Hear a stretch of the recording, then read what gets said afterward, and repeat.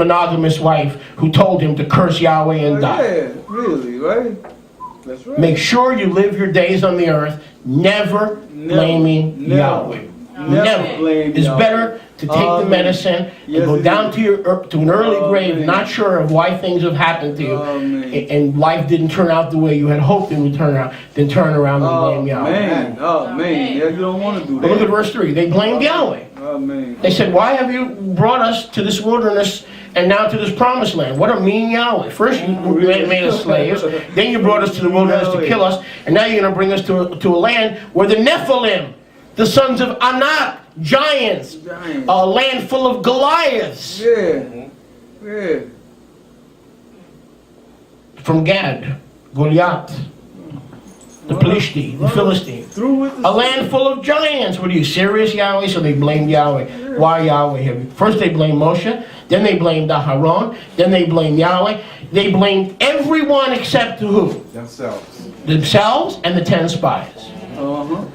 They love that evil report, and that's our funky flesh. Our funky flesh loves an evil report. Our funky flesh loves loopholes. Our funky flesh loves shortcuts. If the speed limit's 50, we go 55 because there's no ticket. If the speed limit's 65, we go 70 because there's no ticket.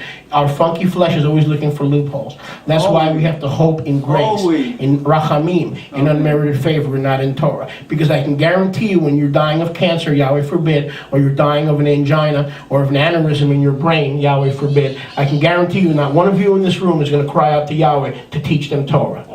Not one of you. You're going to cry out for mercy, grace. Yahweh, please help me. I'm in pain. Help me. Yahweh! Yeshua! That's the way you're going to be talking. It ain't about Torah. Torah is just helping you live in this life as a believer.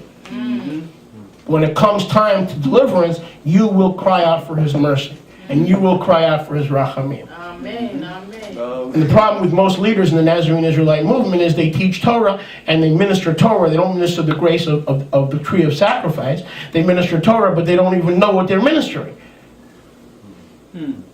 Because the Torah is not made for righteous people who are living for Yahweh. Amen. The Torah was made for sinners, for whoremongers, for the abominable, and for idolaters. Amen. Amen. So if you desire to teach Torah without mercy and grace of the blood of Yeshua, then you are mishandling Torah and you are murdering people with the word of Yahweh and not bringing salvation, deliverance, and hope to their lives. Amen. You listen to what I'm telling you. Those of you in the radio audience who think I'm wrong, when you're dying, when your aunt is dying, when your grandmother, not one of you is going to cry out for more Torah knowledge. Not one of you. How to make tzitzit and how to wear a yarmulke.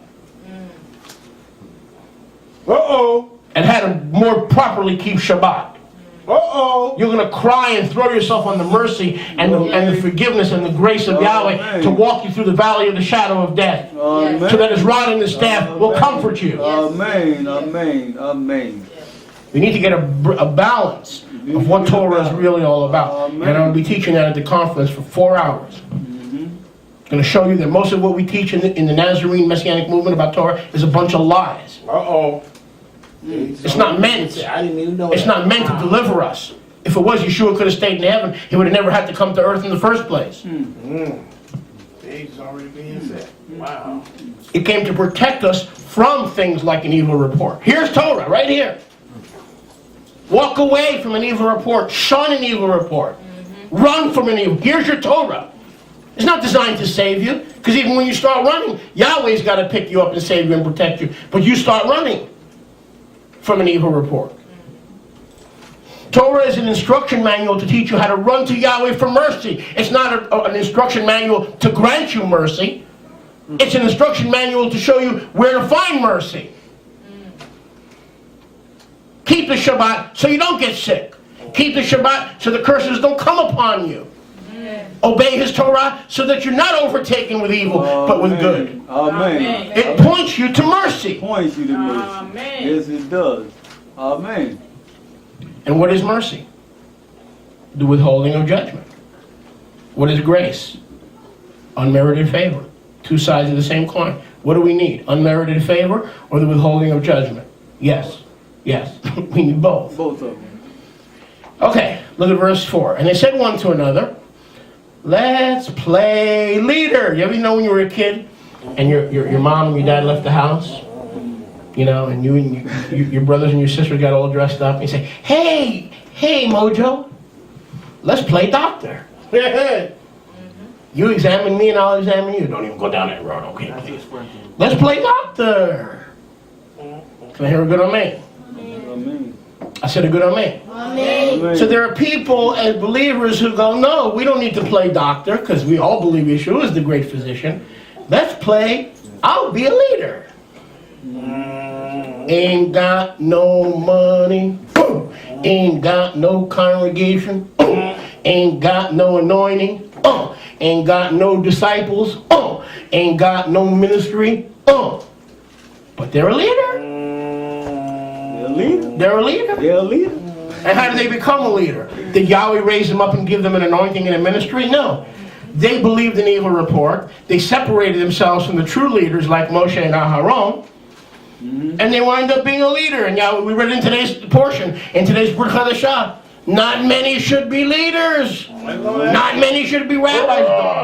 Don't pray to be a leader because leaders are going to be judged first and harsher. I know that's right. That's it.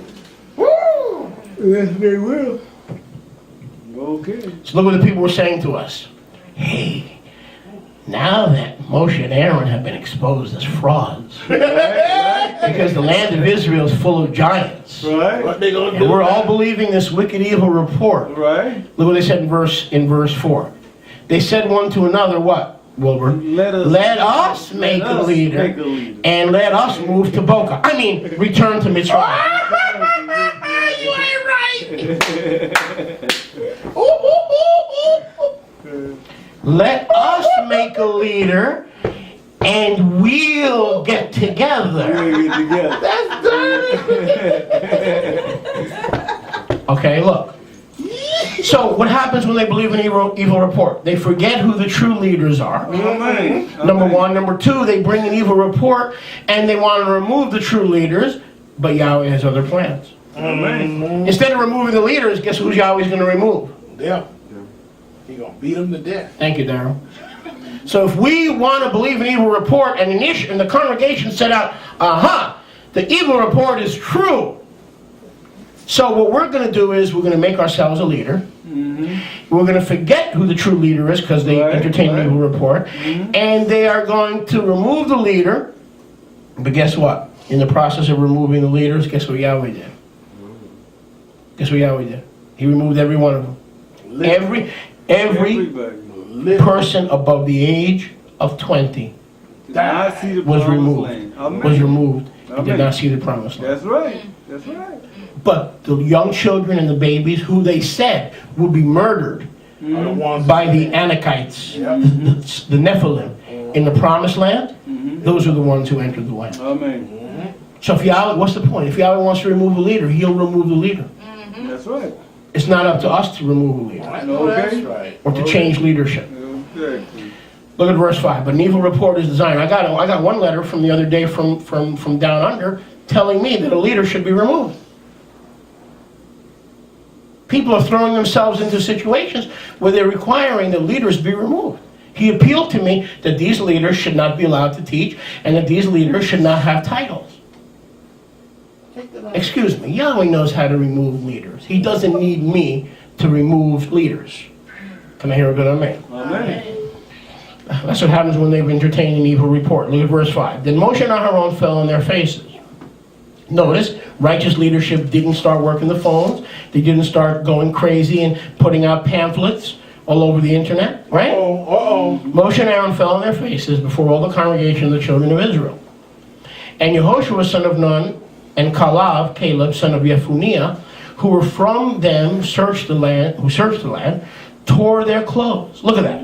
Righteous leadership does not accept the evil report about others or by others, but prays on their faces for forgiveness and wisdom and discernment to manifest among the people. Let's say that again.